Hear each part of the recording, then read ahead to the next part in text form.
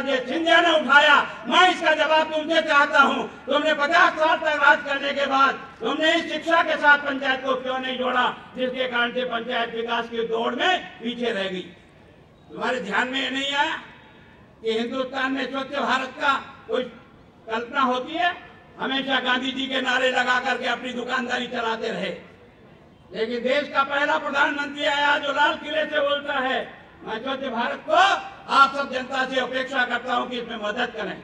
और इस स्वच्छ भारत के कारण अगर हिंदुस्तान में पहला राज्य कोई आया, आदरणीय वसुंधरा राजे सिंधिया राजस्थान आया है नंबर टॉप पर, क्योंकि हमने अपने पिछले बजट में घोषणा की थी, है ना, केंद्र की सरकार ने क्या 19 तक का हम ओडीएफ करेंगे, और हमने कहा हम 18 तक राजस्थान के प्रत्येक गांव और पंचायत को ओडीएफ करेंगे। क्या ये काम नहीं है? इसको आप ठीक नहीं समझते?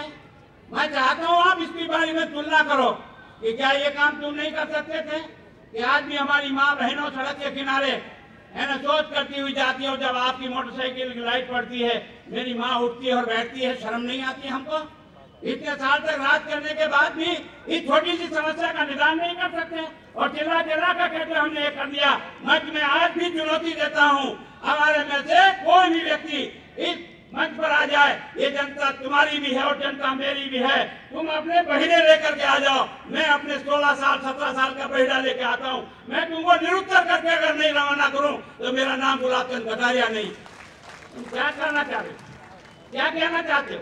मैंने स्कूल खोलने के लिए हम लोग साफा बजा के थक जाते थे, गाँव में ढोल बजाते थे, नेताजी को साफा पहनाते थे, क्या मांगते थे? 5वीं का स्कूल खोल दे, 8वीं का खोल दे, जैसे कि उसका घर से पैसे से खोल रहा है।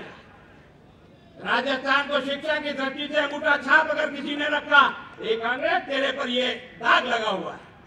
तुमने इतने साल तक राज किया, और 90 में जब भैरव सिंह आए तो राजस्थान का साक्षरता का परसेंट 91 की जनगणना के अनुसार 38% था, 38%। तुमने इतने साल तक राज किया, 22% पे तुमने राजस्थान को टेक ओवर किया था 1952 में, और 16% का तुमने साक्षरता बढ़ाया। क्यों?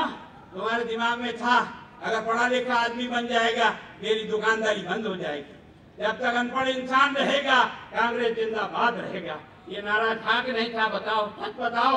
मैं कांग्रेस के बंधु, तुमने इस नारे के आधार पर राजस्थान की भोली जनता को वोट बनाने का धंधा नहीं किया। एक 5वीं का स्कूल देता था, एक चुनाव जीतता था, फिर एक 8वीं का स्कूल देता था, दूसरा चुनाव जीतता था, फिर एक 10वीं का स्कूल देता, तीसरा चुनाव जीता था, फिर 12वीं का स्कूल देता, एक चुनाव जीता।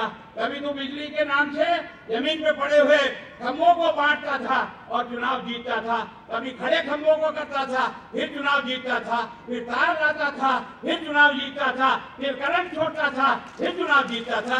ये धंधा किया कि नहीं किया? ये धंधा हुआ कि नहीं हुआ?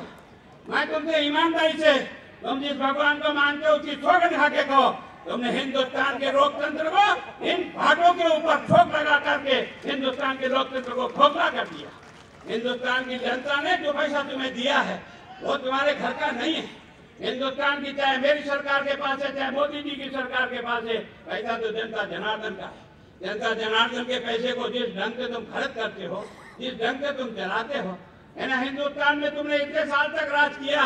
मैं तुम्हें चुनौती देता हूँ, ये देश का पहला प्रधानमंत्री